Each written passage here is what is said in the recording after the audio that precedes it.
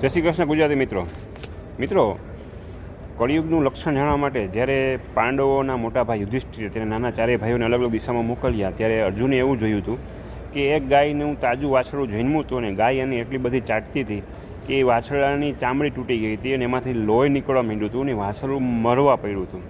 જ્યારે યુધિષ્ઠિરને આ ક્વેશ્ચન પૂછ્યો આવું કેમ, ત્યારે યુધિષ્ઠિરે એવું કીધું હતું કે કળિયુગમાં મા બાપ કળિયુગમાં મા બાપ એના છોકરાઓને એટલી બધી સગવડતા આપી દેશે કે એ સગવડતા એના માટે ઝેર થઈ જશે. અને અત્યારે હું જોઉં છું સમાજમાં ઘણા બધા છોકરાઓને હજી કોલેજમાં પણ ના આવ્યા હોય તો આઈફોન આપી દઈએ, 18 વર્ષ પૂરા ના થયા હોય તો 2 વ્હીલ આપવા માટે આપી દઈએ. આવા ઘણા બધા ફેસિલિટી જે આજના છોકરા માટે ઝેર થઈ રહી છે. ને સૌથી ખરાબ હોય તો એ છે કે પૈસા વાપરવા આપે ને હિસાબ નથી માગતા.